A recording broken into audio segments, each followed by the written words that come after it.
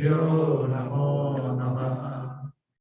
Jai Shri Krishna Chaitanya Prabhu Nityananda Shri Advaita Gadadhar Shivashadi Gaura Bhakta Vrinda.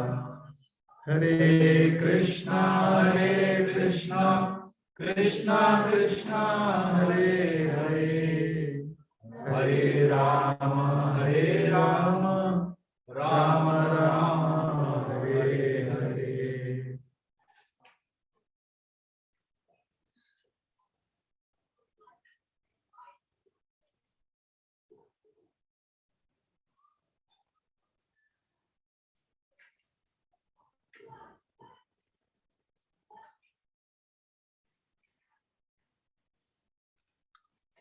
Hare Krishna,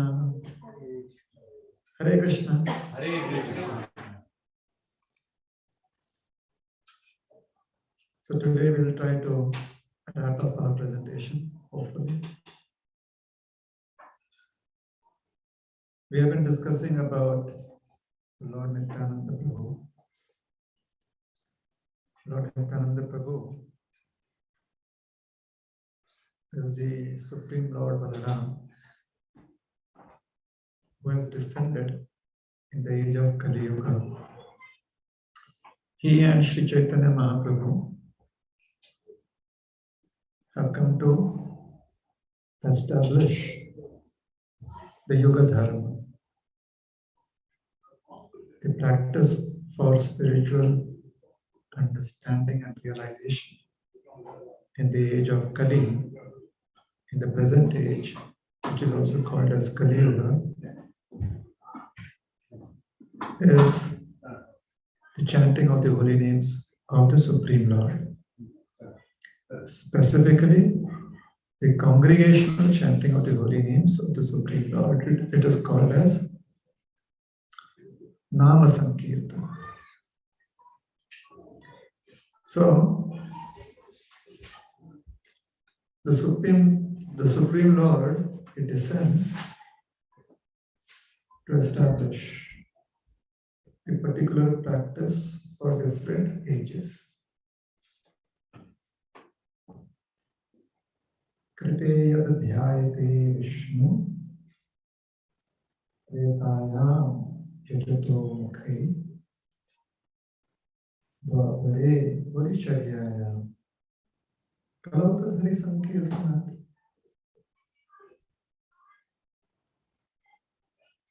Vedic scriptures describe that in the 4 ages there are different processes for self-realization. Why are there 4 ages? Time brings forth opportunities and takes away opportunities. That is called as beginning and end. Therefore, there are 3 phases of time: past, present, and future. So, if there is a beginning and an end and a middle, let's say a particular event has a beginning, a middle, and an end. So, the beginning would be in the past, and the middle would be in the present, and the end would be in the future. Yes? And if you say no, what if it begins right now? Very good. So middle and end will be in the future.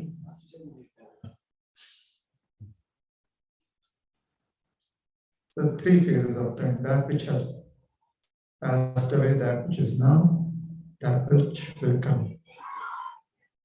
And along with 3 phases of time, there are 3 ways that manifestations happen. Or there are 3 forms of manifestation. One form is where manifestation, any manifestation is pure. The other form is where any manifestation is corrupt. The third is where any manifestation is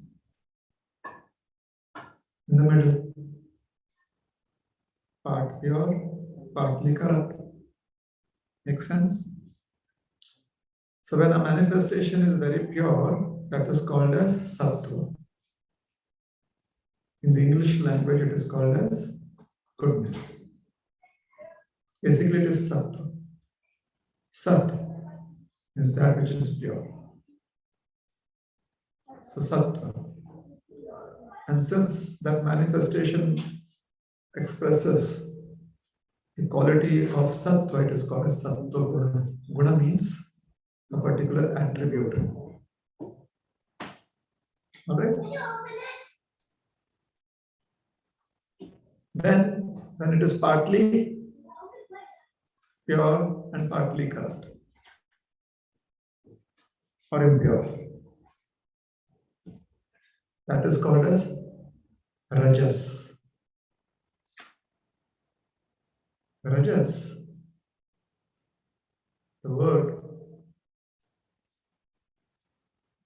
the verbal root basically means that where there is too much of hankering, too much of desire, without caring for the consequences. Therefore, sometimes we want to be good. However, if the desire is too strong, then we are okay even being bad. So that is rajas. Rajas in the English language is called as passion. Okay. The third is where it is corrupt or impure. Impure in the Sanskrit language, that particular form is called as tamas. Tama means darkness.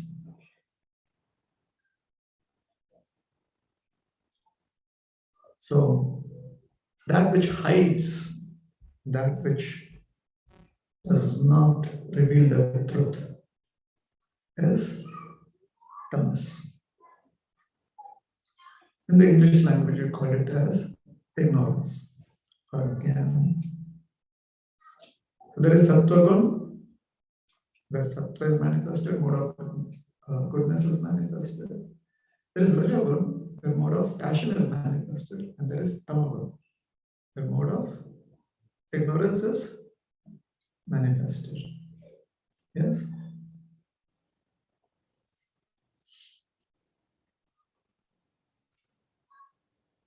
So time manifests in three phases, or time has three phases of expression, and manifestations have three ways that they present themselves: mode of goodness, mode of passion, mode of ignorance. So combination of time and these modes results in how the universe gives us opportunities. A combination of time and the modes.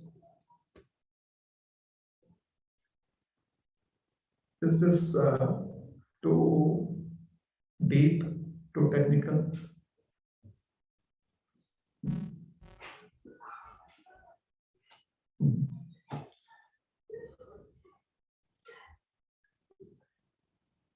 Let me see. No, forget it. Sometimes I go on a tangent, so I want to keep it concise. No, I wouldn't want to explain everything in detail. So three modes, three phases of time comes together. What do we get? We'll have time which is starting at one point.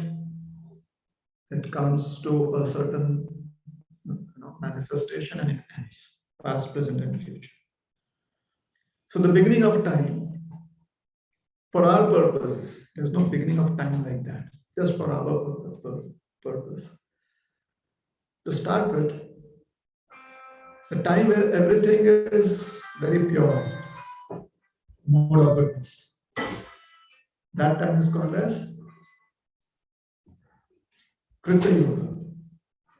It is called as Krita Yuga. Or since I'm from Maharashtra, we call it as Kruta Yuga. Yeah. It is also called as Sattva Yuga. So predominantly the mode of goodness is prominent. Yes. So on the other end of the scale, where the mode of goodness would be coming to an end, and there will be a predominance of mode of ignorance. That phase of time, universal time, is Kali Yuga. Is that okay? Satya Yuga is the beginning, where the mode of goodness is predominant. Kali Yuga is the end, where the mode of ignorance is predominant. Now we are not saying it is the end of time. All right? Where the mode of goodness is practically ending, and the mode of ignorance is practically prominent, very prominent. On the other hand, when the mode of ignorance is ending and the mode of goodness is predominant, that will be Satya Yuga. So after Kali Yuga, Satya Yuga comes again. Okay? So 2 ages we have got. Now, what will bring down the mode of goodness? Either passion or ignorance. Alright. So when passion brings down the mode of goodness and tells the mode of goodness, now I need some space too. So the mode of goodness reduces a bit, and the mode of passion has some space. That is Treta Yuga. What is Treta Yuga? The mode of goodness reduces, and the mode of passion increases. Although I'm telling you this Treta Yuga, just for purpose of understanding, this actually is Dwapara Yuga. All right. Actually speaking, this is Dwapara Yuga. However, the present age that we are in got flipped. So Treta Yuga. In our Treta Yuga, right now we are in Kali Yuga. So before that there was one age. Before that was Treta Yuga. In our Treta Yuga, mode of goodness and passion were there. Ignorance is very minimal. All right. Now passion is not very happy with the mode of goodness. Why? Why?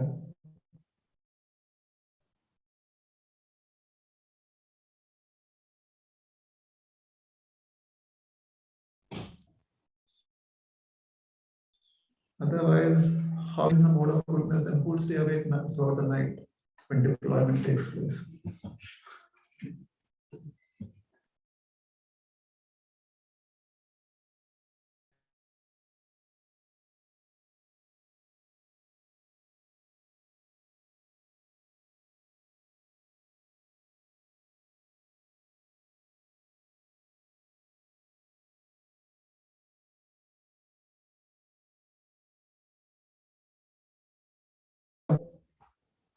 Pure passion cannot exist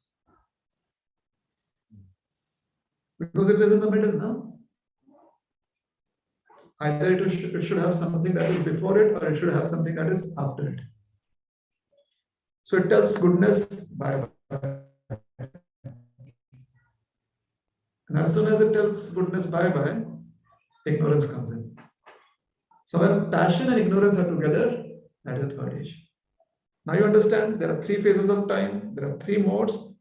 However, why there are 4 ages? Goodness predominant, Passion comes in the second age. So goodness plus passion. Goodness gets kicked out. Only passion remains, but passion cannot stay alone. Therefore, ignorance comes in. So in the third age, there is passion plus ignorance. That is Dwapar Yuga. And finally, ignorance says bye-bye to passion. Ignorance can be on its own. So the final age is ignorance. So the next time when you hear about the Chatur Yugas, please don't accept it because our grandfather told us. We are grateful to them that they told us. At the same time, we need to understand how the four ages manifest. So after ignorance, then why shouldn't goodness come in? So ignorance and goodness be together. So shouldn't we have? So there is Sandhya period. There is a period called as Sandhya. In that period, what happens is everything is reset. In the Sandhya period, after Kali Yuga, what happens is there is reset. You reboot the entire system. So when you reboot the entire system, the message comes in, do you want to reboot? All your data will be lost. And we will be reset to factory settings. So somebody says yes, Krishna gets the information, he said, all right, because he is the developer. So he says, all right, I received a message, you want to reboot? Here, you have factory settings again. Goodness. Isn't it a very wonderful Silicon Valley type of system? So you see, those who can understand philosophy are easily found on the west coast of America. It's so easy for all of you to take up to Krishna consciousness. 4 ages. So in every age, Krite Yad Dhyayate Vishnu. Supposing you have the mode of goodness predominant, so you tell your mode of goodness predominant means I'm satisfied with what I've earned. So you tell your boss or you tell your employer,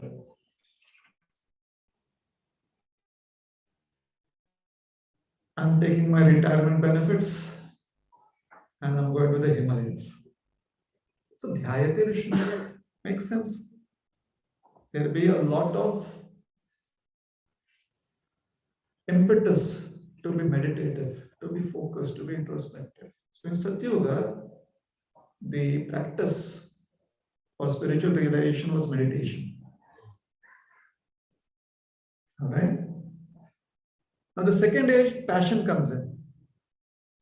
So what is passion? Passion is, what are your expectations?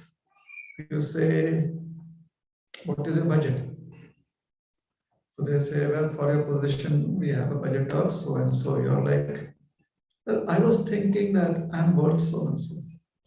So give and take, passion. Yes.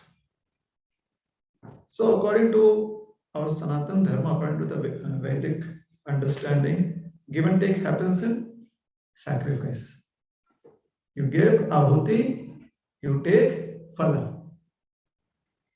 Makes sense? So because goodness and passion are there in the second age, that age, the practice for spiritual realization is sacrifices. What is it? Yes, and that is where we get lost. Because actually what it is, we just mentioned it. Sacrifice. The other word you used. Yeah. It is not sacrifices. Because when you think of sacrifices, you are like, I'm an army person, I sacrifice. I work for a non-profit organization, I sacrifice. I'm the head of the family, I sacrifice. Yajna. Yajna is where you give what you have, the desire to receive something that the other person has. So when Sankirtan Yajna is, you give your consciousness and the desire is that the person gives mercy. But there are other ways also that give and take happens. Perfect?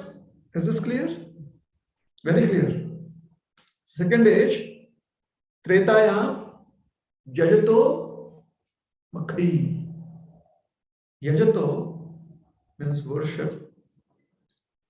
The process for the second age, the Treta age, is by worshipping through Makha. Do you know what is Makha? Makha is Yag. You know what is Yag? Yajna. Makha, Makhai, or Makha means fire sacrifices. It's not very much used. This terminology is not very much used. Right? Like very soon, your children who grow up here, the term Nana will not be very much used. Right?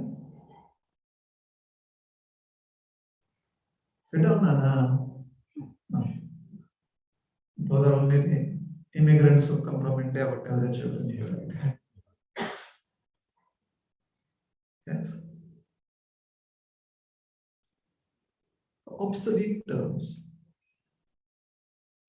Makha. Then the third age, now ignorance has come in, right?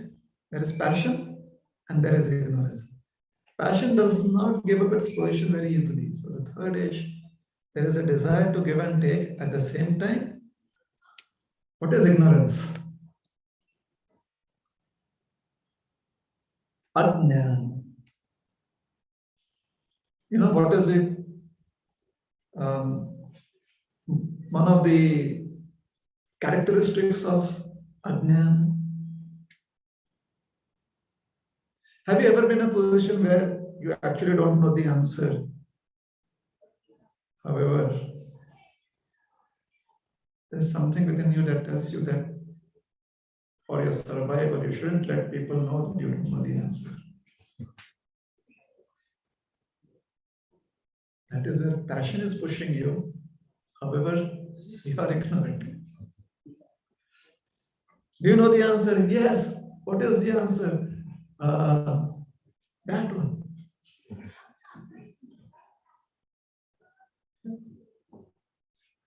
Therefore, in the third age, there is a lot of desire, or there is a lot of expression of give and take, and also wanting to show off. And according to the Vedic practices, the easiest way to show off is, I will give so much and so much to the temple. You have to write my name somewhere. Do you know why? Because typically, according to Vedic society, the most visited place is a temple. Yeah, there's no other place. Because in those times, you did not have airports, you did not have train stations. You had temples. So the maximum footfalls would be at the temple. So if you wanted somebody to know how generous you are or how great you are, where would you advertise? So you advertise. This is the donor that has given. However, you may not just be happy with that. You may also want other benefits. See, my name is there, so if I and my family come, we should be given preference. And sometimes if you are not able to come, we'll recommend somebody and that person should be given preference. Because our slot we give to someone else. So, Dwapare Paricharyayam. Paricharya means elaborate temple devotion. Kalotad Hari Kirtana. You know what is Hari Kirtan?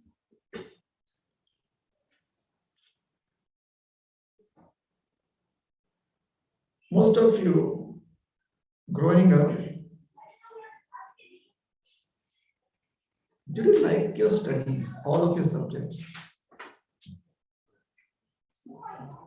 What is, which, okay, amongst science, social science, math, literature, which subject received our most pure form of disdain?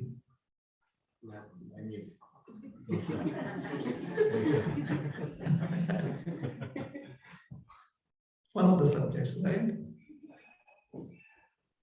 So we are trying to, do our best to understand the subject, and basically we want to get good enough marks where we don't get the red underline.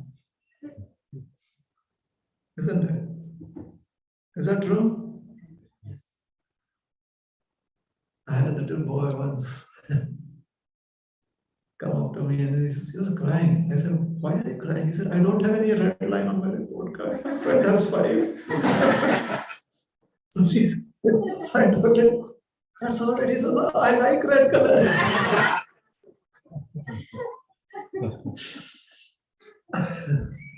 So since it was our school, just joking. But if it had been my school, I would have told the teachers, "Okay, we have to keep this boy happy. No longer red underlines, blue." Yeah, so we try to avoid that. However, it becomes, for some of us, it was like really terrible. Just how do I even understand what is being asked of me when I reply? If I don't even understand what is being asked, how will I reply? So a few of us were very good at. What are we very good at? Yeah. Some of us are very good at it. So we by hearted all the exam handbooks, 20 most important questions, 25 most likely questions. And finally we wrote the exam, we got our marks. How many times have we been so frustrated that we have kind of given up, and people have also given up? However, they being nice people, they still want to encourage us. So what do they say? Do they say that you're so ignorant, you're such a gadha? Do they say like that? That you don't, why don't you understand this? They're nice people. So what do they say? No one has an experience, no one remembers that. Okay, I'll tell you from my own experience. They're very nice and they are very encouraging. They say, "Don't worry, tomorrow just go and sit there. Just remember the Lord." What did you say? Just remember the Lord. Just take Krishna's name, just take someone's name. Have you experienced that? And if no one has told you, then you personally, that is the particular day that you would find out somewhere, wherever the photographs of the family deities are, like.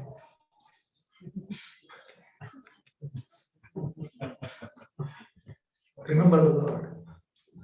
So when we are completely ignorant, what is the only place that we seek shelter? Typically. Is it true? Like, completely frustrated. We have no idea how are we going to even attempt those challenges, attempt to face those challenges. You take care of it. According to those who grow up in an environment where there is some Sanatan Dharma. Other places also, they also. So in the age of Kali Yuga, everyone is confused, frustrated. They have no idea how to approach life. But somehow or the other, they have faith in scriptures, they have faith in God, and they are very, very, very filled up with the give and take mentality and desires. They have a lot of desires. So as soon as they hear, just chant the holy names of God, everything will be all right. Immediately they subscribe to it. So who better than the Lord to somehow or the other help us? So Kalota, Hari Kirtan. In Kali Yuga, it is Nama Sankirtan. Is it true? And if you think that that is not true, we have faith and we are truthful and we honor everyone, we never speak lies, we never want to hurt anyone, people hurt us and we don't get angry also. And all of that, if you feel, those are there, well, all right. Maybe you're so qualified, you can go and stand on the tip of your toes for at least 2 hours is all right. And as you're doing that, we will have the AC at full blast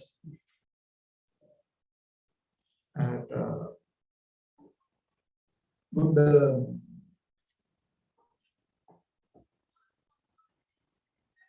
20 degrees Fahrenheit, be all right. And you can meditate. Because we don't speak lies, we don't want to hurt anyone. Is it possible for us to get all the ingredients that are necessary to do fire sacrifices and do it? So despite all of our other good qualities, we do not have the necessary qualification to practice either good amount of meditation or fire sacrifices or elaborate temple worship. So it just goes to prove that being in Kali Yuga is appropriate for us. If we had been in Satyuga, we would miss it. Because we have all the other qualities except the quality to be very meditative.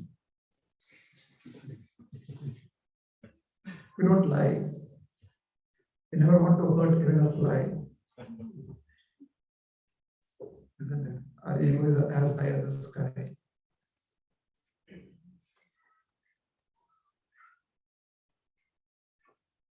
Can we do elaborate fire sacrifices? The smoke, the fire alarm will go off. Can you do elaborate temple worship? I need first of all a room for every member of my family.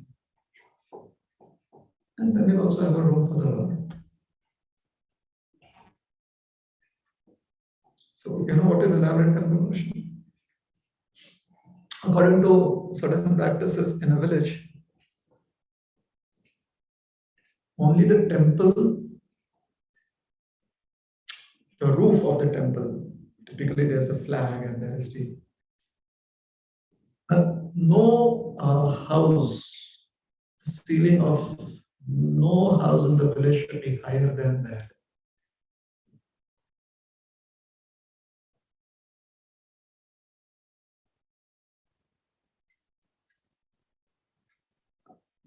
What am I trying to say? What I'm trying to say is that the prominence was given to the temple. And everyone voluntarily accepted a lesser position. Today, even if we have a complete room dedicated to Tulsi Devi, dedicated to the Supreme Lord, where do you think are the best gadgets going to be?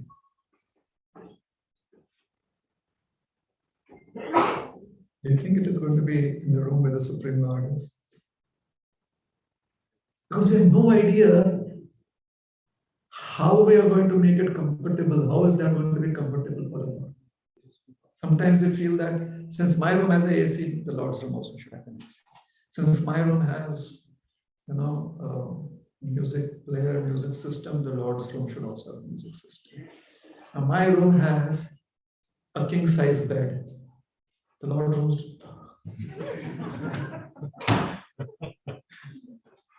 My room has a refrigerator. Does the Lord have a separate? I have a 2-car garage, one for me and one for my wife. One for my wife and one for me and one for my husband. Does the Lord have a separate car? So is it possible for us to do elaborate temple worship?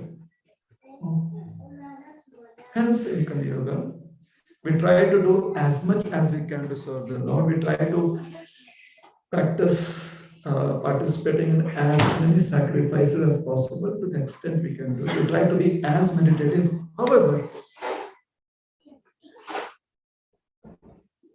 the process for this age is chanting of the holy names of Krishna, Hari Sankirtan. So the Lord comes to establish the process such that an example can be set or the guidelines are available for the whole of human society to observe, practice, observe, follow and practice. So that form of the Lord is called as Yuga Avatar, the incarnation for that particular age. Is that all right? So Sri Chaitanya Mahaprabhu and Sri Nityananda Prabhu are the Yuga Avatars. All right? Somebody may say that, isn't only Sri Chaitanya Mahaprabhu the Yuga Avatar? It is true. So should I change my statement? Yesterday I was saying that these two personalities are not different. एक ही शरीर है, भिन्न मात्र का है. They are practically just one body. However, it is just the color of them or the bodily composition is different. It's not that they are twins, they're one person, one personality. All right. The closest that we can have an understanding of this is when we see our reflection in the mirror. Yes, so it seems like there are two personalities, but actually it is one. So for Krishna, he can easily expand himself into so many forms, as many as he wants. So Nityananda Prabhu and Chaitanya Mahaprabhu are the same person. So when I made the statement that these two lords are the Yuga avatars, what I meant was, please do not consider the two personalities to be different. It is just that their activities are different to complement each other. Their activities are different to complement each other. Okay. So Nityananda Prabhu has received an instruction from Chaitanya Mahaprabhu, go to Bengal and preach. So he has come to Bengal. He is staying in the house of Hiranya Pandit because Nityananda Prabhu had realized that a certain gang of dacoits, they want to loot all of his jewels and all of his riches. So he creates a situation where it would be easier for them to interact with him. So the thieves, they try to steal from Nityananda Prabhu by coming in the darkness of the night. First night, they couldn't do anything because they heard a lot of people talking and laughing. They heard the sounds from within the house, and when they asked one of the members to go and spy on the house, that person came back and said that, oh, everyone is awake and they are having a party. So they decided to wait till everyone falls asleep. However, Nityananda Prabhu had summoned the goddess of sleep, Nidra Devi. She came and put the gang to sleep. They are very good sleep, and the morning sun and the chirping of the birds woke them up. So they quarreled amongst themselves, blaming each other that you went off to sleep and you were supposed to stay on guard. Somehow the leader, he said, all right, let us not fight. We made mistake, and most probably it is because we did not take the blessings of our worshipable goddess Chandi. So we'll worship her nicely today evening, and we'll again try to come and steal from Nityananda. The next day when they come, the house is quiet. Everything is very peaceful. Not a sound was coming from the house. And in the darkness, when they approach the house, they find tall, well-bodied guardsmen, a dozen of them. They were guarding the perimeter of the house. So they were confused. Who are they? And then the leader, he saw that these guardsmen had tilak, kantimala, neck beads, and they were chanting Hare Krishna, Krishna Krishna, Hare Hare, Hare Ram, Ram Hare.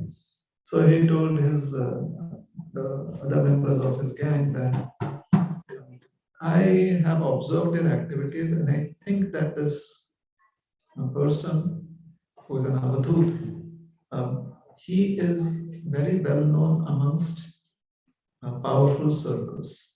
So most probably a very powerful person, maybe the king, particular king must have come here along with his entourage, and the king is taking rest inside the house.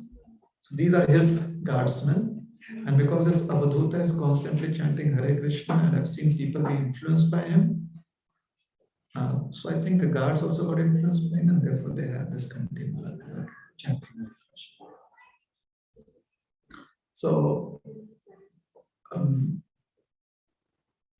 the king has come here, so most probably the king may spend some time here, or he may keep his guards back here. We are not sure. So let us take a break. After 10 days, we'll come back again. So after 10 days, they come back again. That evening, the sky is overcast, thunderous clouds come in. Everything is very eerie, very quiet, and there's darkness all around. And all of a sudden, they're struck by blindness. So a few of them fall into a small moat outside the house, and they're bitten by leeches and mosquitoes and other insects there. They are miserable. A few of them, they walk, because they're blind, so some of them walk straight past the house into the neighboring wilderness and fall into some thorn bushes. And those thorns are very sharp, and they pierce right through their skin and puncture their bodies, and it's very painful. And when they try to protect themselves, they try to move their arms and limbs because away from the thorns, because they are in the thicket.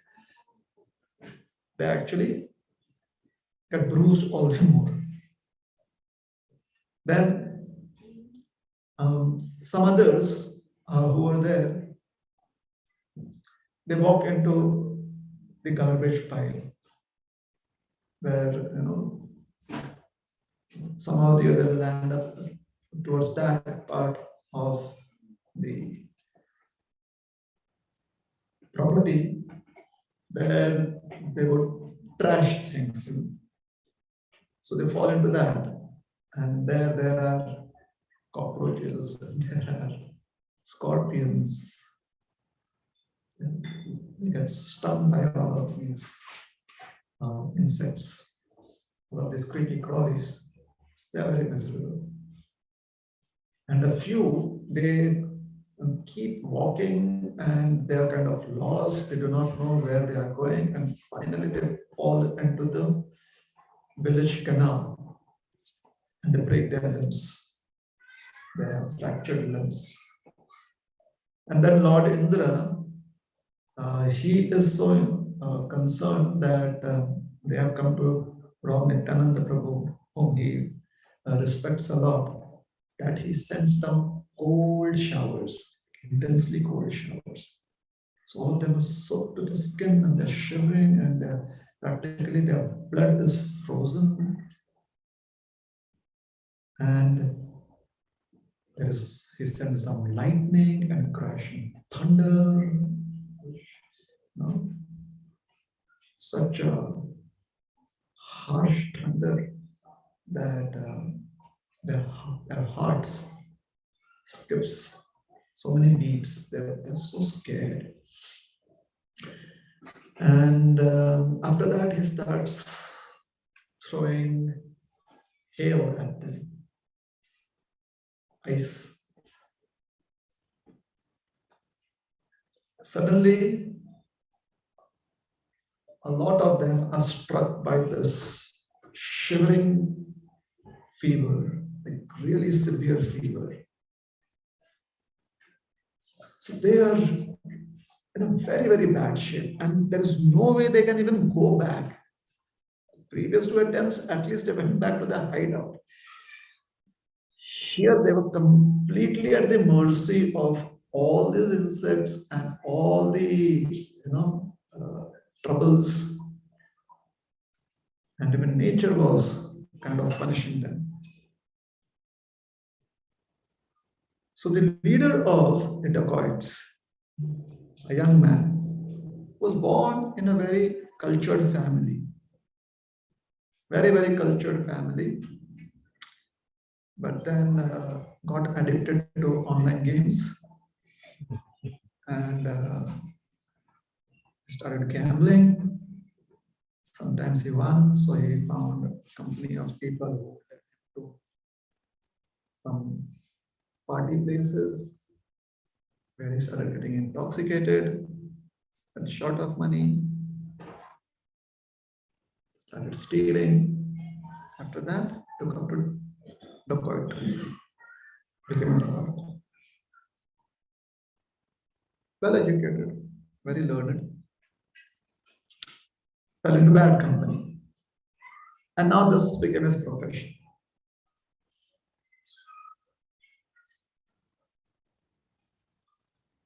Is it easy to steal?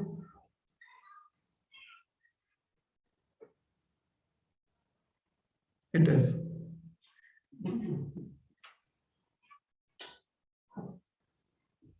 How many of you all have kind of felt that because we have paid for the hotel room, we should take away all the accessories? Tiny shampoo. So,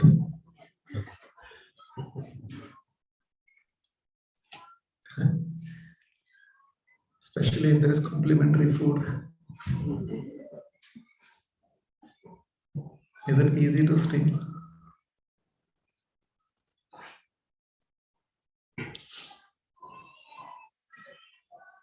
Right?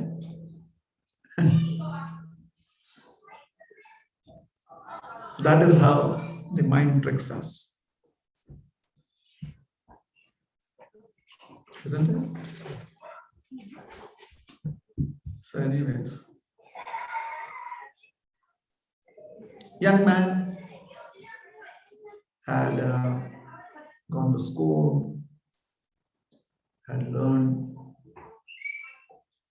the various subjects, so was educated, intelligent, fell into bad company, bad habits. Is that right now? Now, if you're not learned enough and you're suffering, if you do not understand, or if you do not have enough experience of the world, not sufficient worldly experiences, and you're suffering, And it is very difficult for you to come up with options where you can try to mitigate your misery. Is it true? Yeah. Like after 6 years, your visa is done. They haven't filed for a green card. Going back to India is not a very good proposal. You haven't properly researched whether I can go to Canada or Mexico. So if you're not well educated, what happens? In the immigration system, if you're not well educated, then what happens? Miserable. You have no idea how to get out of this situation. But if you're educated enough, then you know where the loopholes are. Isn't that what education does? It shows you the loopholes. Is it true or what? If you know that a plus b square is a square plus 2ab plus b square, is it right? Yeah, plus b square. If you know that, then you know what the loophole is in the question given. You know exactly what answer should be given so that you get full marks. That is what education is. It helps you understand how to find your way. Sometimes, when in terms of, let us say,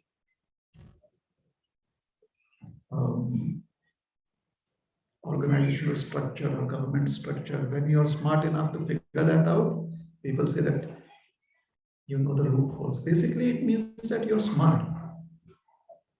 Those loopholes were left there for smart people. Just as the formula a plus b square was left there for smart people. Those who are smart enough to remember it, not only did they do well in their schools, but later on, if this was what became their profession, then they would be good at it. Correct? So education helps you see how you can navigate through a situation that seems to be a problem. Is that true? So, when you have good education, especially about the science of existence, that there's a body, the body belongs to the eternal moiety or the eternal substance called the soul.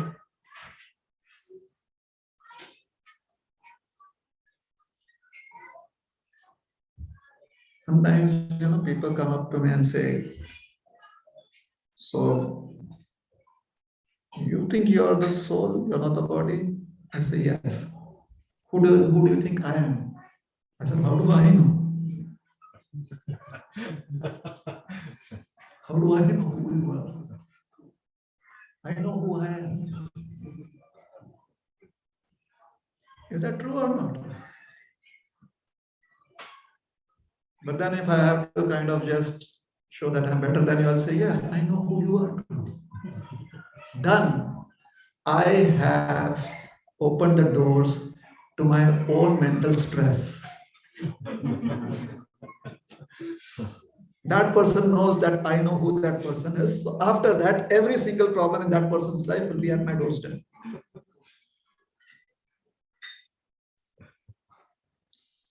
Next time when you're out there, this would be helpful for you.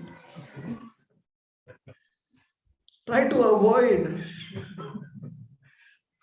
people who piggyback on you. Avoid situations like that. Help them piggyback on their own backs.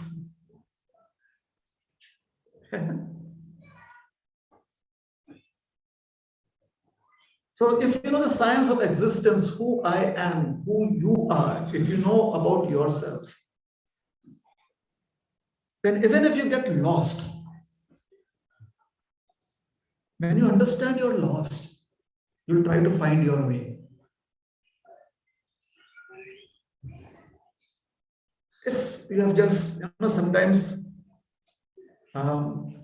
like you're coming to a program and you are just glanced at the message that had come that this is where the address is. You're, you believed someone else, kind of let us just tag along with this person knows. That person finally understand that that person is also confused. So how, if you have not been through that, if you have not kind of just glance at that message, you're like, what should we do now? What should we do now? What should we do now? But you have just glanced at the message, you're like, I looked at it, let me just think what it was, let me just think what it was. You try to force yourself to remember what you had seen. The more you try to remember what you have seen, the more you're in a situation where you exactly know what you are seeing. That is self-realization. You have to have your experience. If I tell you what is your self-realization, it is my vision of what is your self-realization. That means basically, after that, you are always going to be the voters and I'm going to be the politician in this democratic world.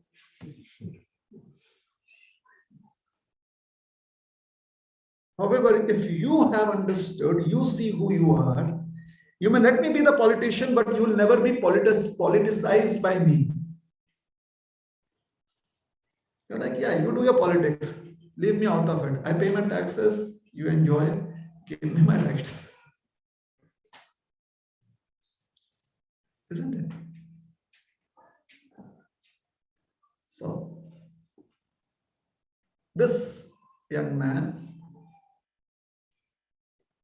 had that education because growing up, his family, being a cultured family, had given him that education. So when he was in such a difficult situation, he started introspecting. And he said, this Avadhut Nityananda is not an ordinary mortal.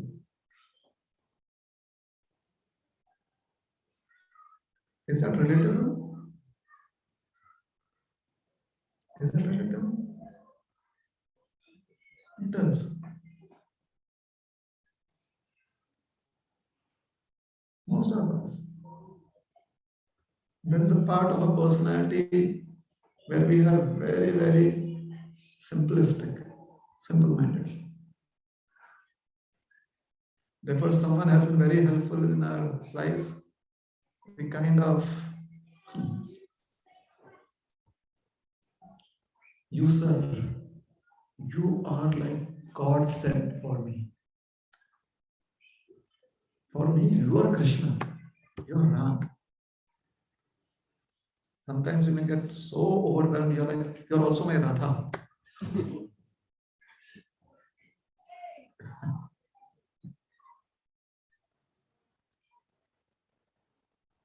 We think that they are not ordinary people.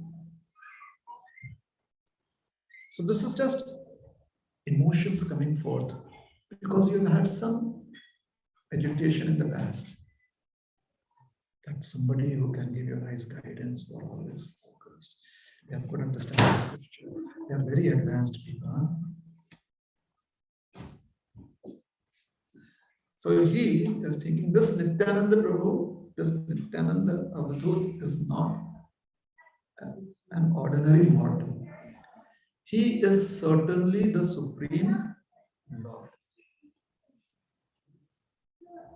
Now, what is the difference between him having those emotions and somebody else who has been raised in a culture like that, who says that, doctor, you saved my life, God is manifesting to you, or you yourself are God. Anna, you saved my life, Anna, you are God. Amma, you saved my life, you are my goddess. What is the difference between are the emotions that this gentleman expresses and what we sometimes see being expressed in the world that we live in. There is a difference.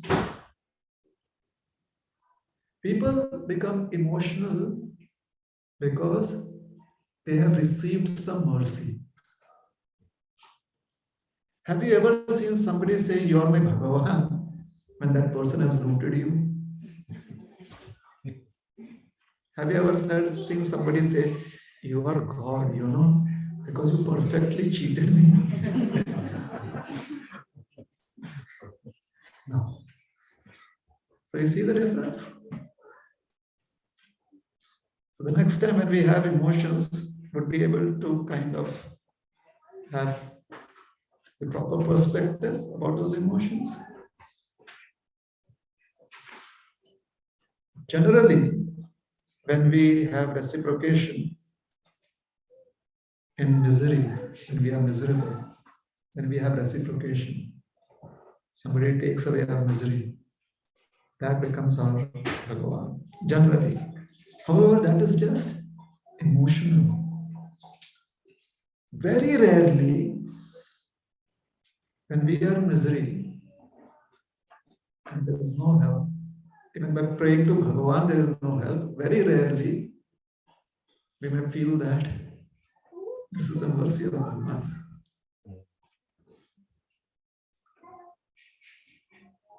Makes sense? You understand the difference? All right. So he's saying this Nityananda is not an ordinary mortal. He's certainly the Supreme Lord. The first time he put us into deep slumber, somebody can ask him, "How do you know he put us?" He said, "Who else?" I mean, he is the common factor, the common denominator,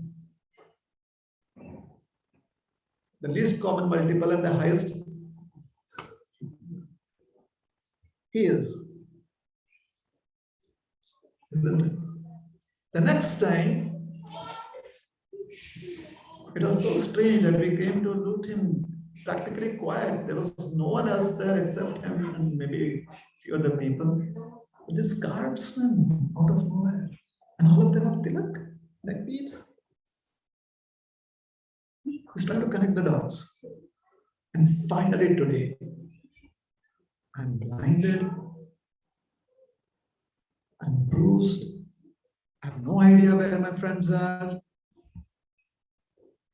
Material nature is, and this slash material nature is punishing me. How is it that I did not realize the truth earlier?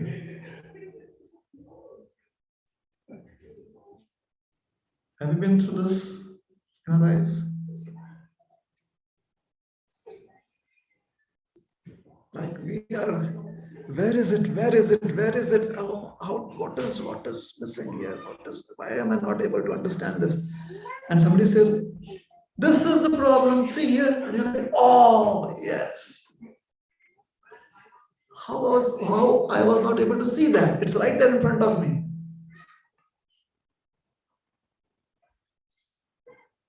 I have reading glasses. You kind of anticipate what is my story in this context. Sorry? Looking for glasses. Where is my glasses? Where are my glasses? Where are my glasses? Where are my glasses? I mean, I'm not so much in anxiety about my chanting beads. Because I know that maybe if I misplaced it, I still have my fingers on which I can chant. Glasses, I may have a couple of extra ones too, all misplaced.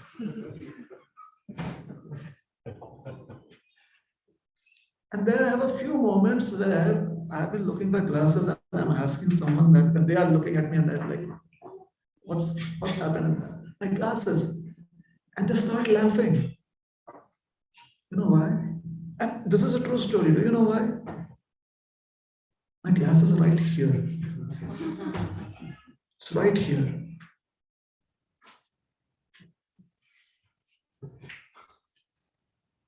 How did I not see it? Because I am who I am.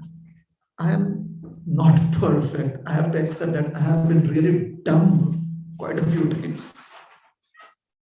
And it is this kind of dumbness that does not help us to see the Supreme Lord when He is existent everywhere.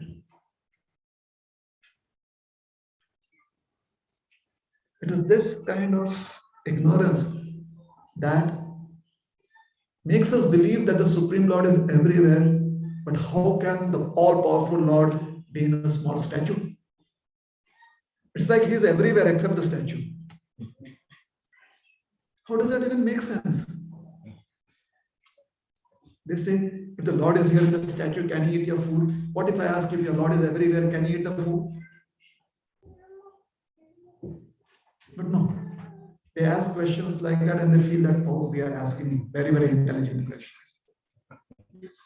And they will like be very confident. No, no, no. I'm not saying that I'm an atheist. I believe that there's a superpower, that the superpower is everywhere.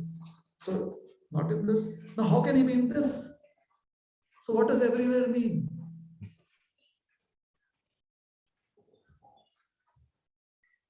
And why does He need you to give Him food to eat? All right. So, what do we do? Not give Him food to eat? How does that prove that the Lord is powerful? How does it prove that the Lord is powerful? If He's powerful enough, then why can't He eat His own food? Correct? You are powerful enough, right? How do I know you are powerful enough based on the fact that I do not give you any food?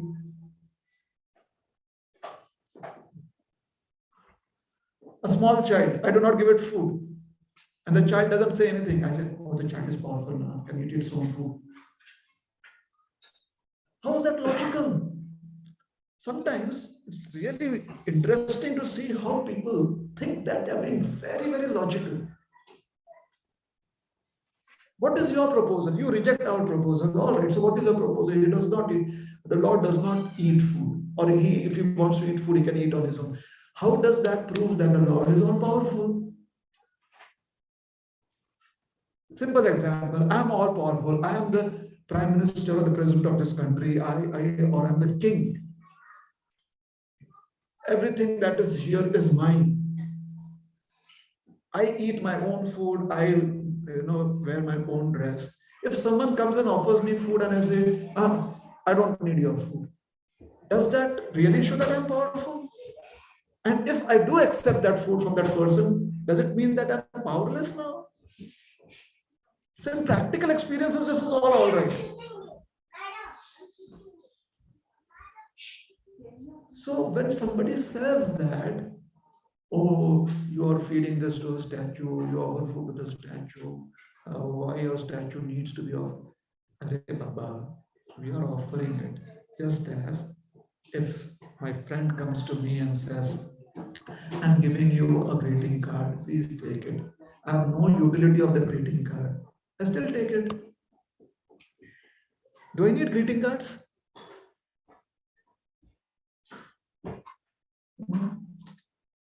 Like here's any community.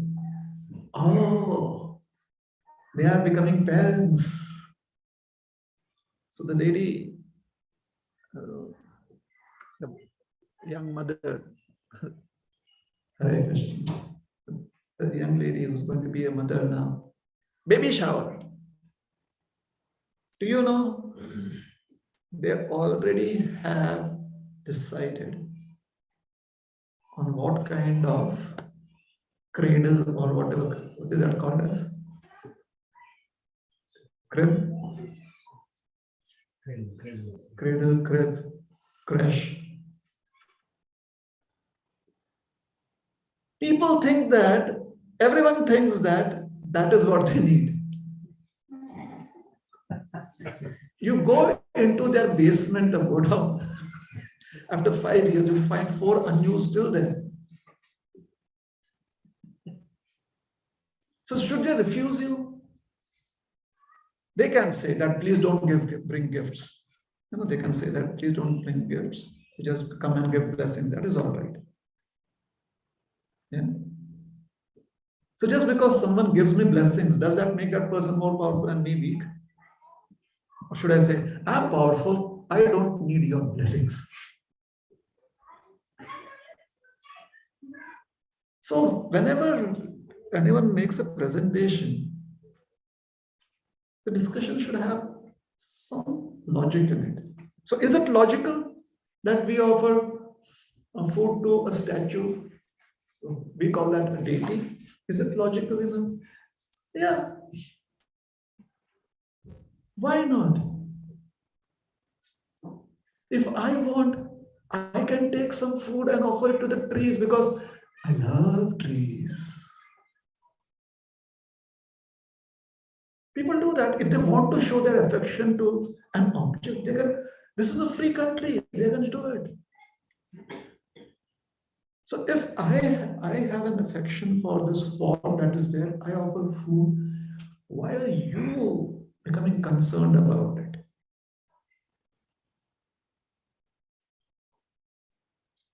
I give my understanding that because the Supreme Lord is kindly accepting it. That is my relationship with the Lord. You don't like it. You don't do it.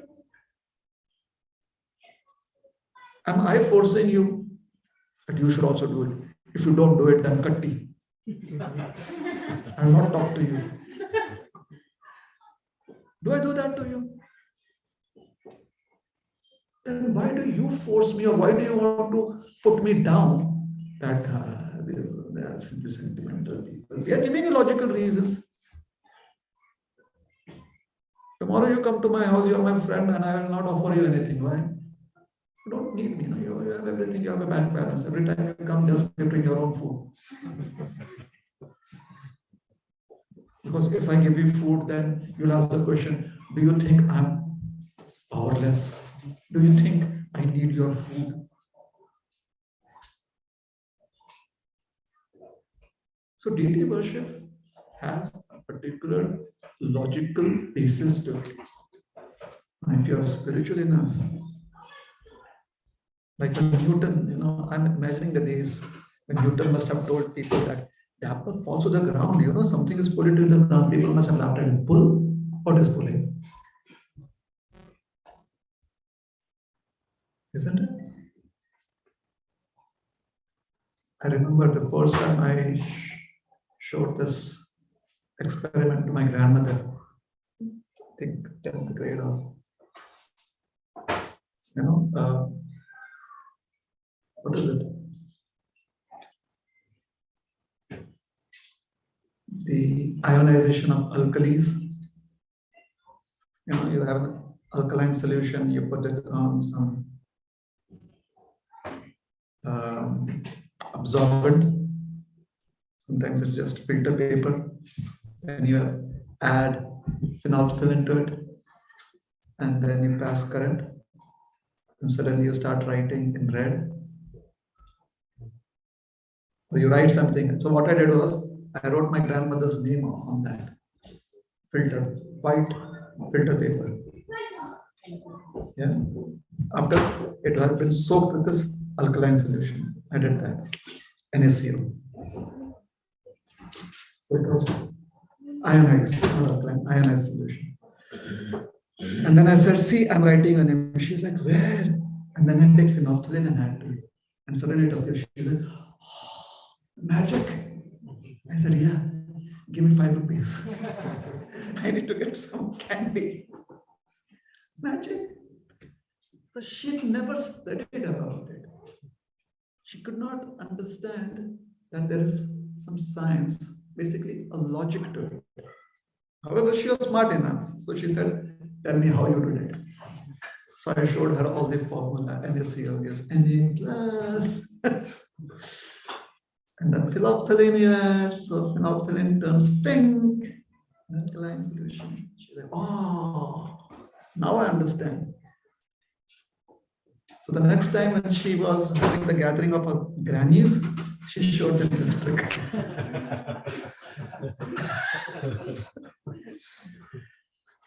She told them there is logic to it.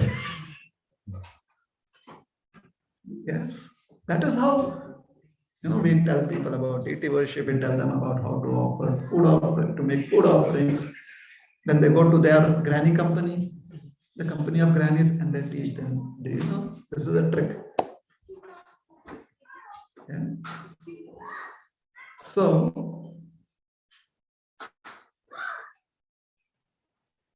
the young, the quiet king here,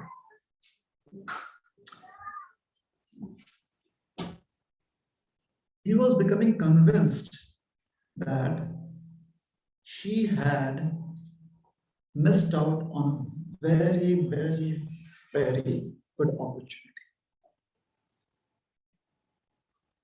Very good opportunity.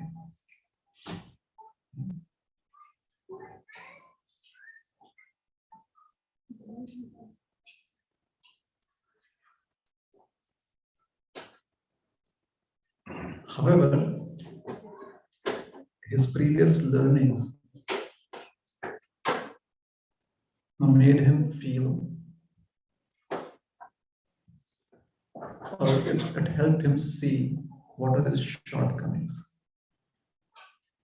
He did not just sit down and cry about the lost opportunity. He looked at his shortcomings. And how will that be helpful? We'll come to that. He started thinking, I deserve this misery because I'm so sinful.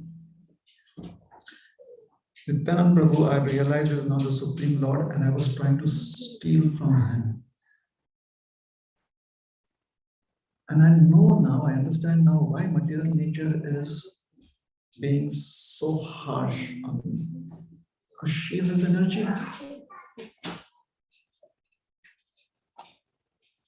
So now, since I know that I have this shortcoming, I have this sinful inclination, the only way I can improve is by taking shelter. So let me try and take shelter of Nityananda Prabhu. And within his mind, within his heart, he started meditating on Lord Nityananda. He had spent time with Lord Nityananda previously. In my previous presentations, I have mentioned this, that he had spent, because he was spying on him. So now he started meditating on his form, and especially Lord Nityananda's lotus feet. And consciously he was taking shelter of that within his heart. So his consciousness was now undergoing a change. Can we relate to this? How many of you have in your personal lives not really had good grades in school, like not really great grades? Or you know of somebody growing up who did not have good grades, and then one day they kind of, they had change in their lives. What am I doing? Why am I wasting my life like this? And since that day, they really take up seriously their studies. Have you ever had experience like that? Whether you yourself have done it or some of your friends? Yes. So when you do that, when you have that kind of change, what changes in your life? Because this is all emotional. These are all your thoughts. This is now you are consciously wanting to do better. But what changes in your life? How does it reflect in your life? Or how have you seen it reflect in someone else's life? What changes did you see in that person? We're speaking specifically here about somebody who's not been doing their studies well.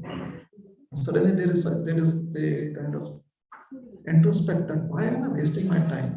It's not that I don't have the potential, it is just that I'm lazy or disinclined. and suddenly they want to change, and they kind of make that resolution. What changes have you seen in that person's life from the external point of view? Attitude, staying focused, working hard. You see them engaged in certain physical activities which would help them fulfill that resolution that they have made, right? So when they were, in the evenings, they would be kind of just wasting their time. Now they say, you see that they are either going to the library or they're sitting at their study desk, isn't it? Things like that. So he is thinking here that he is taking shelter of Lord Nityananda. As of now, it is still a resolution within his consciousness. To manifest that externally in terms of actions,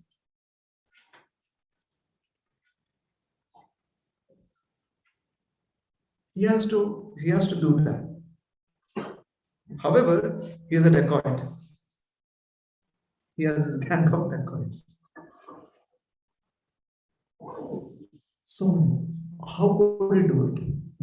Unless and until he performs actions, there are chances that his resolution or his resolute determination could go away. There are chances. What actions does is it makes you feel committed to the resolution that you have made. So Nityananda Prabhu is taking shelter of Nityananda. Now, how can he prove it in terms of action?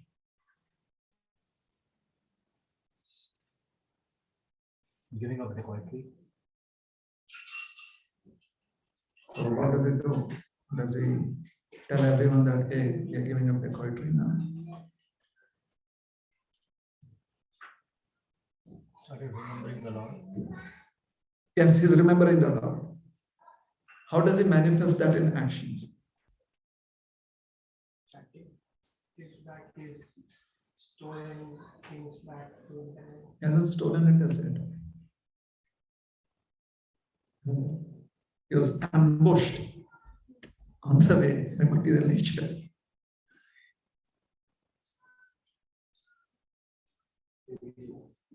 Maybe he just expresses his ask for forgiveness by expressing his intention that he was coming to steal this back.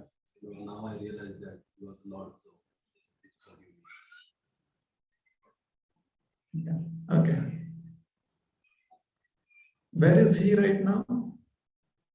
In our description? Canal. Somewhere, either in the canal or in the thorn bushes, somewhere. What is his physical condition? Distressed. Distressed, blinded, fever. Do you think he'll be able to do any of that? So if he is not able to do that, it will only remain as a resolution within his consciousness. Consciousness can change. Unless and until you manifest it into actions. Actions, what do? Get results. They give results, but it solidifies your resolution. Isn't it? Like New Year's Day or Janmashtami, tomorrow onwards, I'm going to read one chapter a day. Something like that. And after 4 or 5 days, there could be some reason why we're not able. Oh, I had to go. I had to do make bhoga in the morning or something like that. So when you start doing that every single day, then you get used to the fact that it is possible for you to do. It gives you determination. True? Okay. Prayer unto the Supreme Lord has a very, very unique quality.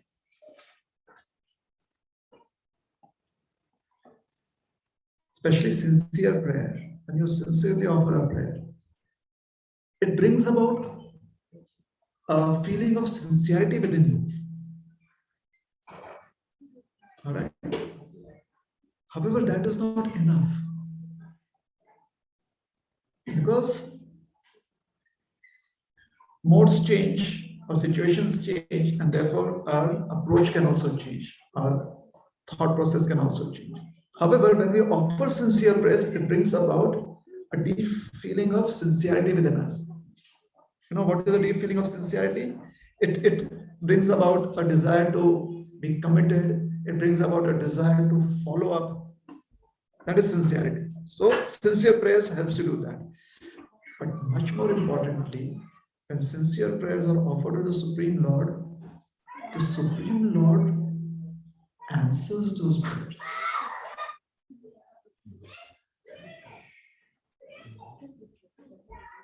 Don't ask me how or why.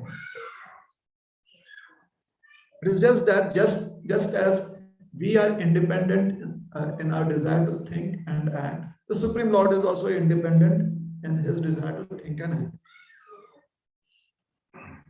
So this has been written down in the scriptures that when we are very sincere in offering prayers to the Lord and we are not able to do anything else because we are so helpless,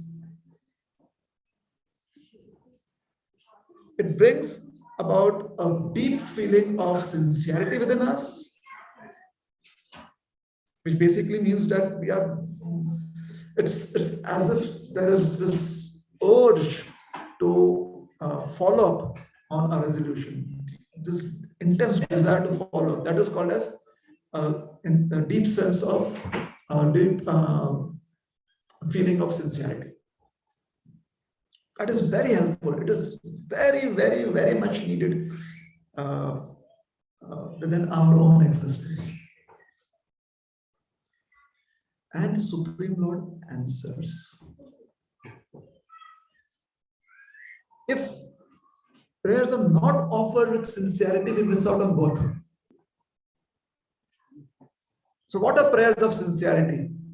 I cannot tell you what is sincerity. You have to find out your own elements of sincerity. No one can define it for you. Again, self-realization. It is about your own existence. All right. So here, when the bandit king, the dacoit king, did that, my dear Lord, you are the Supreme Lord. Please protect me. You are the maintainer of all living entities. Oh, my dear Lord, I cannot move forward without your assistance. And then, along with such sincere prayers, we have to find ways and means using our intelligence to prove to ourselves that we actually mean it.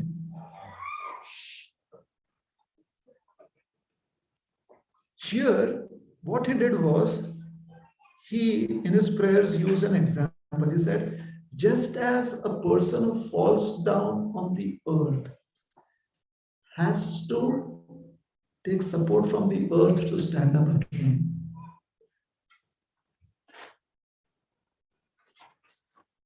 we have to use our intelligence to help us become more focused on how to experience that sincerity in our lives. Therefore, if I borrow your prayers, I will never experience that. I can borrow your prayers to make a beginning, because that is a kind of language, it is something that I can relate to. So I borrow prayers from the acharyas. Now I have to make those prayers my own. When the acharyas say that, my dear Lord, I am sinful, and I repeat, my dear Lord, I am sinful, I mean,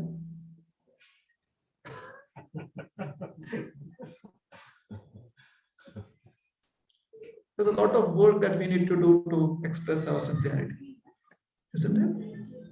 So we use that because we can relate to that prayer. We use it to make a beginning. We use it to always be, whenever we feel a little discouraged, we use those prayers to be motivated. However, we need to have our own experience of that prayer. We need to experience the sincerity of the prayer that we are offering. And therein we use our intelligence.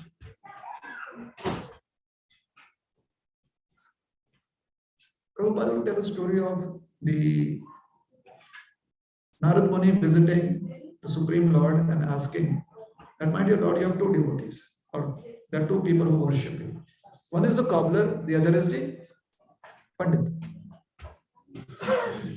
the scholar.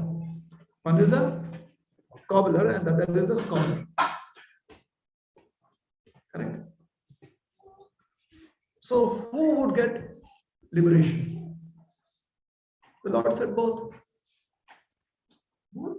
But one is a cobbler. The other is the scholar. Scholar in Vedic literature, scholar in prayer, scholar in mantras, that kind of scholar. Who would get? The Lord said both. Narada is wondering, is there any difference in the liberation that they're going to get? The Lord said yes. Yes. I wanted to hear that there is some distinction. What is the distinction, my dear Lord? The Lord said the cobbler will get liberation this lifetime, and the Pandit maybe a few more lifetimes.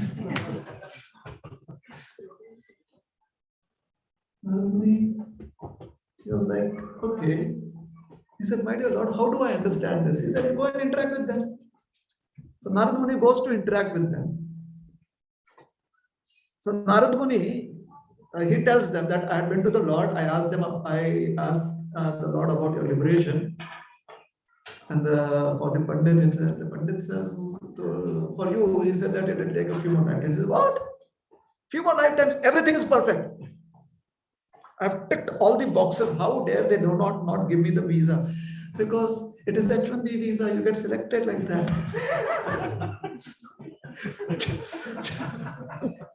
Just because you tick the boxes, you'll not get it. They pick. They call it the lottery. It is not some machine that does that. They pick. Obviously, it's a machine and does it, but it's called picking. Correct. So the Pandit says, impossible. Who has gone to the Lord? Who has seen the Lord? And people say that you have seen, but now I believe that you have also not seen the Lord. You can never ever go to the Lord. It's not possible. Once I get liberated, you come, I'll tell you. Then Narad Muni said, okay, now I understand why it will take him a few more. He goes to the cobbler. The cobbler says, please come sit. I went to see the Lord. Oh, wonderful. What was my Lord doing? Well, actually, I asked him about your liberation. Okay. What did he say? He said, you'll be liberated this lifetime. My Lord is so merciful. He liberates everyone, including the person who is not even qualified enough for liberation. He is giving me liberation. That is the mercy of the Lord. No wonder everyone worships the Lord. He said, you believe that he will get liberation? I believe you. If you said you are gone to the Lord, and you said that he told you that I'll get liberation, so I believe it.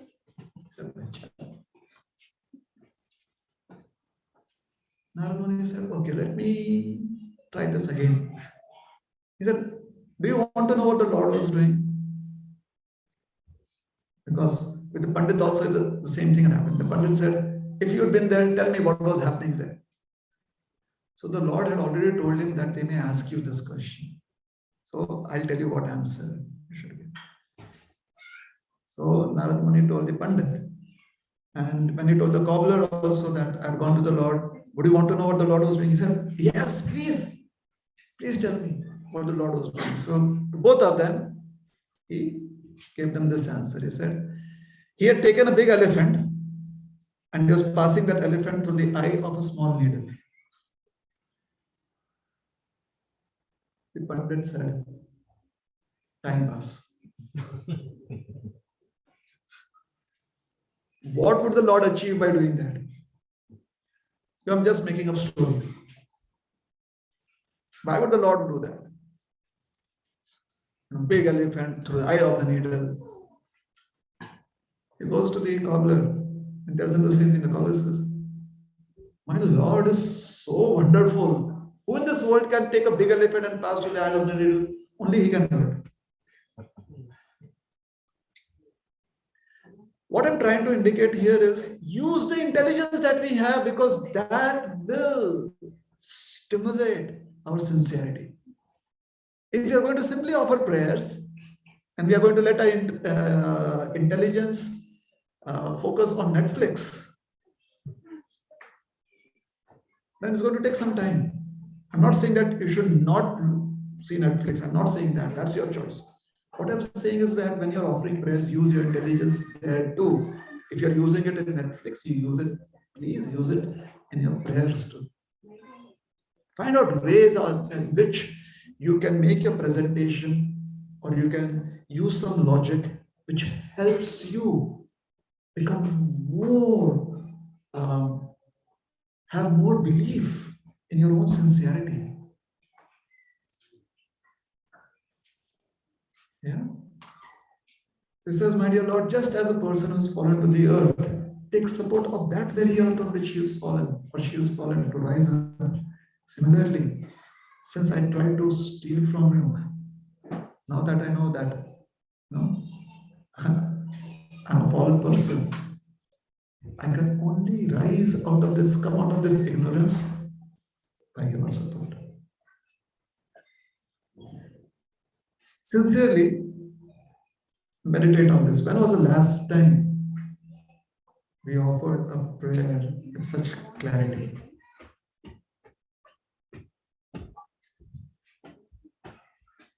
Yeah.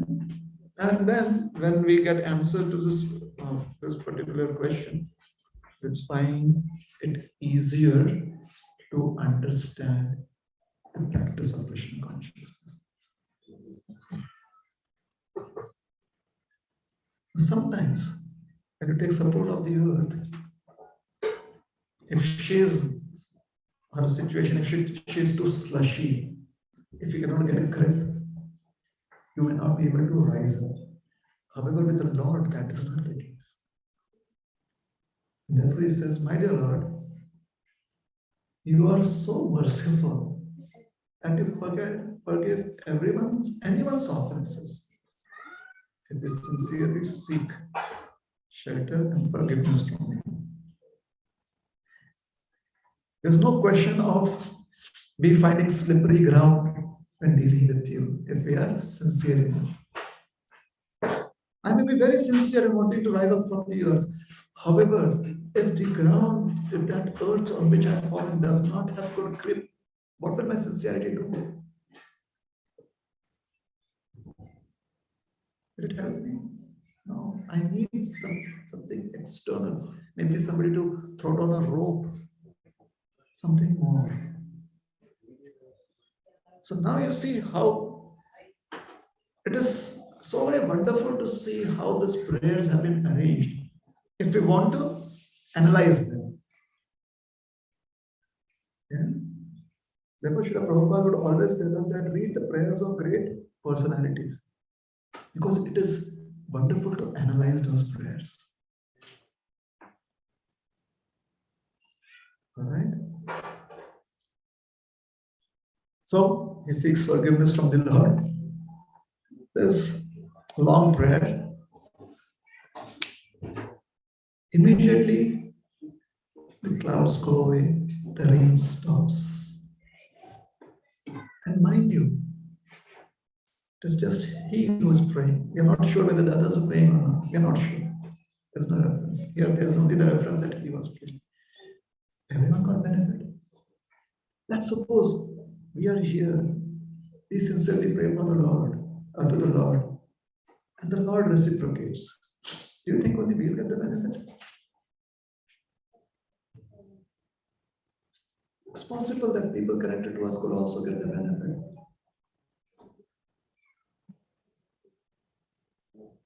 Yes, it is so very wonderful to be able to offer prayers to the Lord. Yeah. The fractures got healed. The blindness was cured. All of the itchiness that was there was gone. The clothes were dry. It was amazing what had happened. The others could not believe what had happened. They simply got up and they were like in a stupor. They just walked back to their houses. All of the others, they were so shocked by all of these events that they couldn't process it. They all left except the dacoit king. The dacoit king sat down right there and started crying, seeing the mercy of Nityananda. And so overwhelmed was this dacoit king because everything that he had experienced and the response that was there when he offered prayers, because since it was so well supported by his intelligence. See, when you get emotional, your emotions come forth. However, when those emotions are, and there is some logic to those emotions. Many a times, as adults, we are not able to control our emotions for a long time. Just the duration of those emotional outbursts expands. Because what logic does is, it again and again, the logical mind again and again reminds us of how lucky we are. However, when there is only sentiments and there is no logical mind involved with those sentiments, we are just overwhelmed by the situation. We give, there's an emotional response, like typical Bollywood marriages of the past. Bidai ka samay. Mother, the girl is leaving her father's house. Cry, cry, cry. As soon as she is like 20 meters away, out of sight, out of mind. Because if she would continue remembering that I'm leaving my father's house, I'm leaving my room, I'm leaving my, my teddy bear or whatever, then the emotions continue because the logical brain is working. It is making her feel all that separation from all that was available at her father's place or mother's place. Correct? If that is not there, with after 20 meters, 10 minutes, okay, life goes on. So he simply sat down there and he was crying and crying and crying. He couldn't stop crying and feeling so overwhelmed till the end of the night. He just spent his time sitting right there. It was a very intense emotional moment for him. The next morning, everyone got up. No one was aware of what was happening. The people who had gone home were still in a dazed state. They were still wondering what had happened. Some of them were like, we are lucky we are alive. But how did this happen? They couldn't figure it out. Since they are adults, they couldn't figure it out. The only thing they could do was stay dazed. I don't know what happened. Anyone comes, do you want food? I don't know. So it was a very, very deep experience for all of them. They had really been through a lot that night.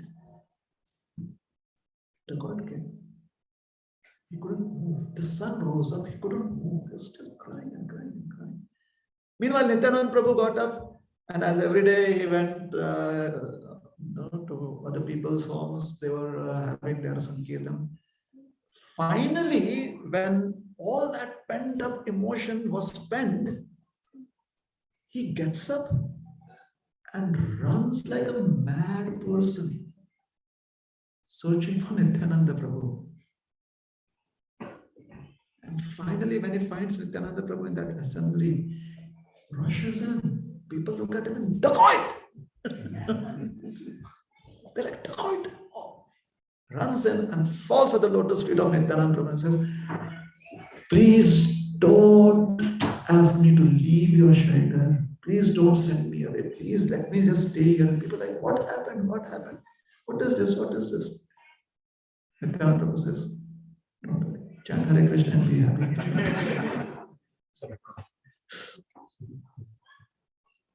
He accepts him.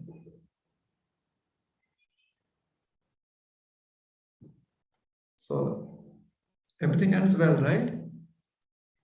Now this person is a transformed person. He said, previously, I would always find out ways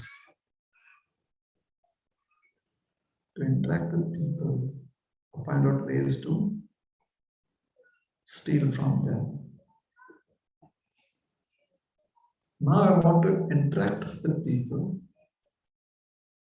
and I want to give them knowledge about Lord Nityananda's mercy. I still want to steal from them. I want to steal away their ignorance about Nityananda. He went around, and specifically because he was very famous amongst the dacoits, he made hundreds upon thousands of dacoits take shelter of Lord Nityananda.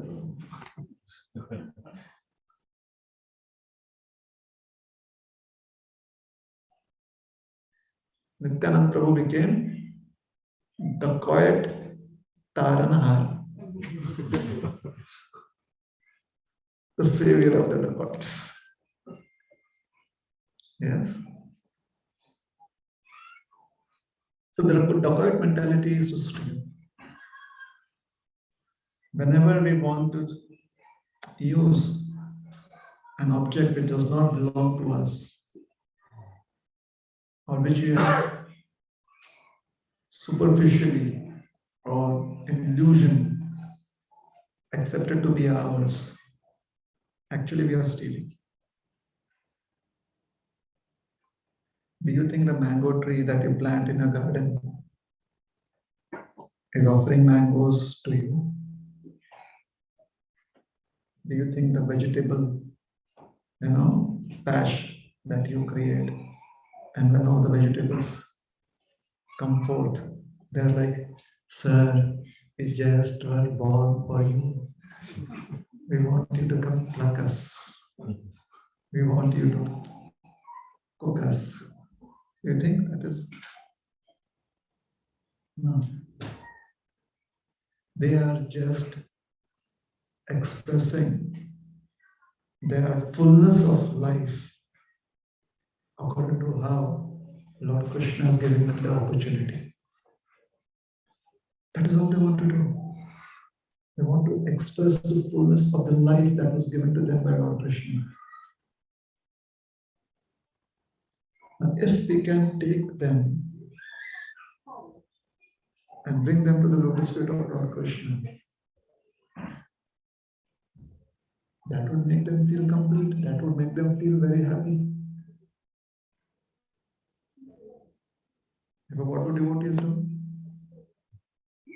Whatever we grow, whatever we collect, we bring it to the Lord and offer it to the Lord. And the Lord is so kind, He knows that we have to eat, so He says, take it back. Now it is prasad.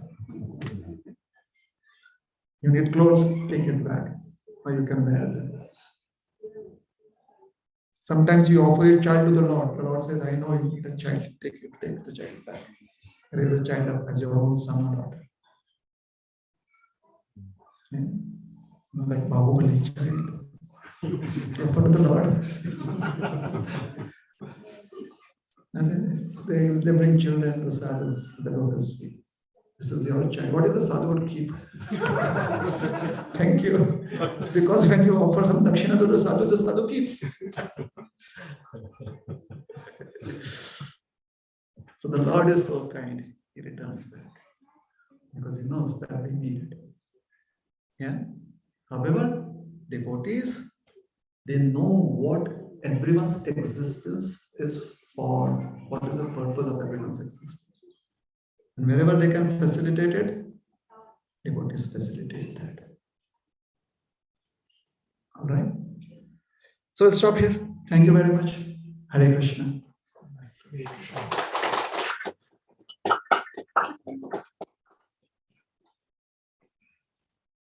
You've been a good audience.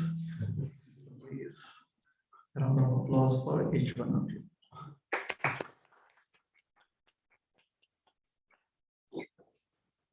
Any questions? Any comments?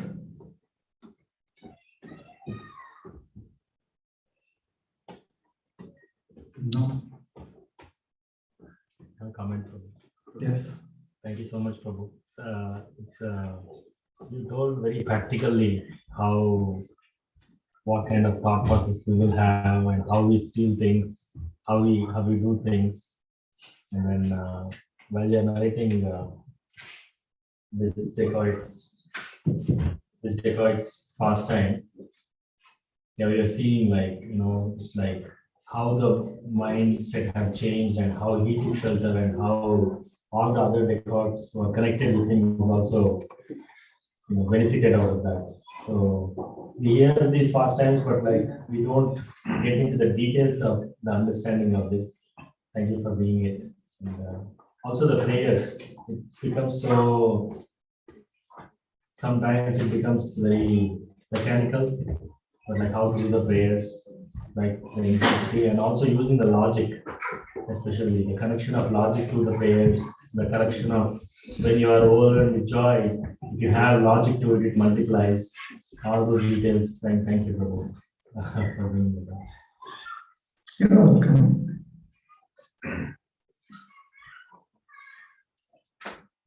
Okay, so we can stop. Yes. Yes. Please pass the mic. Is Guru needed for our lifetime or sometime or can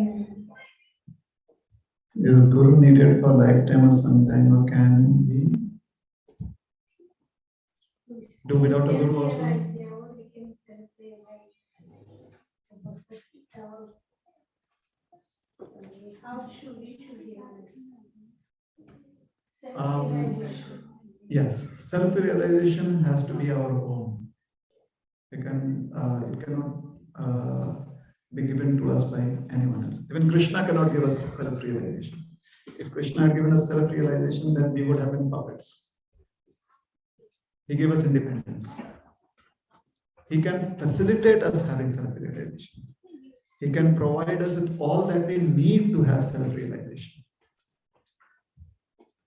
Yes, but he does not give us self-realization. He can bless us to have self-realization. He can give us mercy that we can have self-realization. However, we need to have self-realization. Is that understood? So, if Krishna's mercy is going to help us have self-realization, or Krishna's blessings will help us have self-realization, and if we are open to that,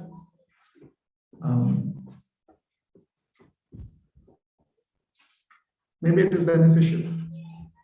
I'm not saying that we should reject it. I'm saying that if it comes, maybe it is beneficial, helpful. Similarly, if another person can help us do that, it is helpful, it is beneficial. And if that other person contributes a lot to that, then according to Sanatana Dharma, according to the Vedic culture, we respect such people as gurus because they have contributed a lot. Is it all right? So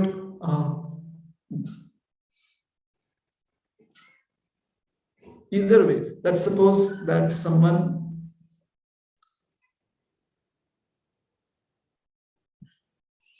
has actually received a lot of help contribution from another person or persons, has actually received.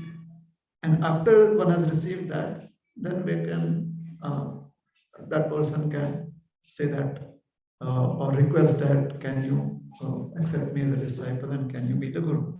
That is one way. Another way is that we see few other people and we feel that, yeah, I mean, my friend got married, my friend's sister's friend got married, everyone is getting married, let me also get married. Like that, it may happen. So we may get married, or we may just become a disciple. We may have a guru, or we may have gurus. And now, once that is done, now we have to understand what it means to be a disciple and live that part. So either we find a very strong reason to be married by understanding another person with whom we want to live. Yeah, like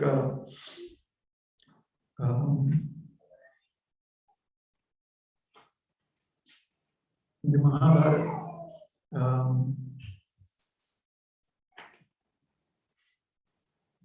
Drupad, he had a desire that if Arjun could become his son-in-law, so accordingly he had made that arrangement.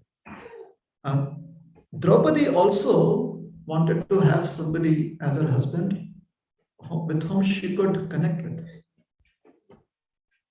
Hence, there was a swayamvar there. It basically means the girl gets to choose. In the case of boy also, the boy gets to choose. So that is one way.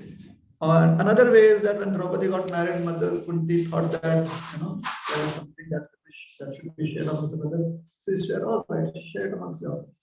So now she had gotten married to Arjuna by an expression of her own desire in the Swayamvar, and she got married to the other 4 Pandavas, which was like an arranged marriage.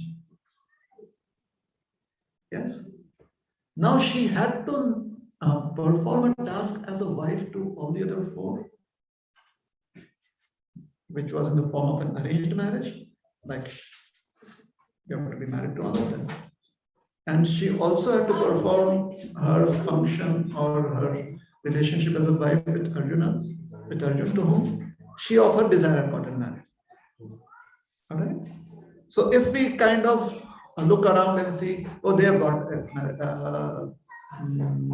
a guru, and this person also has a guru, or our friends tell us, oh, you should also have a guru, for a long time, you should also have a guru. And if we accept that proposal, once we've accepted that proposal, now we have to perform the function of a disciple. Is that all right? So if it is beneficial, that is the reason why people take shelter of guru, because it is beneficial for them. However, if they think that there's not, or they are not seeking for any extra help, then that is also all right. There is Paramatma in their heart, Chaitya Guru. If one can connect with the Paramatma and one can understand how the Paramatma is giving us remembrance and is giving us forgetfulness, is giving us all knowledge, and one is completely in tune with the Paramatma, perfect. In fact, that is a goal. When we do accept guidance of Guru, the goal is ultimately to connect with the Paramatma, to understand how the Paramatma is giving us remembrance, giving us forgetfulness, and giving us all knowledge. Is that helpful? So in my life, I found it much more practical for myself to have somebody facilitate my understanding of spiritual life. Therefore, I have a guru. I shouldn't say I have a guru, I took shelter of a guru. Yeah. It's been good. It's been a very good experience. Is that okay? Is that helpful? Yeah, sir. We suggest you take this once every day. 1 hour should be given to the subject. reading or by reciting or listening to someone. Would I suggest doing that? I would suggest that you try to do that which helps you be focused 24 hours a day. So if 1 hour a day allows you to be focused 24 hours a day, do it. Basically, you have to be conscious 24 hours a day. So if you think that by giving 1 hour a day, or let's say 2 hours a day, every single day is going to help you do that, then yes, we should. So the goal is to be aware 24 hours a day. Is that okay? Yes. Prabhu, you mentioned about intense desire to follow upon resolution. You mentioned about the intense desire to follow upon a resolution. How do we maintain the intensity of the desire every day? Like you mentioned, like we start something, we are very enthusiastic, we do it for 1 day, 2 days, 3 days, 4 days, and then the interest or the desire kind of dies. So what can we do to be enthusiastic every day? And Okay. I'm not sure, but what I wanted to say was that if you want to experience the deepness of your own sincerity, then your resolutions have to manifest as actions. And the more they manifest as actions, the more your resolute determination becomes strong. If they do not manifest as actions, then the resoluteness could be there or it could go down. All right. So we have to explore our own potential of being very sincere. That is self-realization. Is it all right? Yeah. So anything else? Thank you very much. Hare Krishna, Srila Prabhupada ki jai, Gaura Bhakta Vrinda ki jai.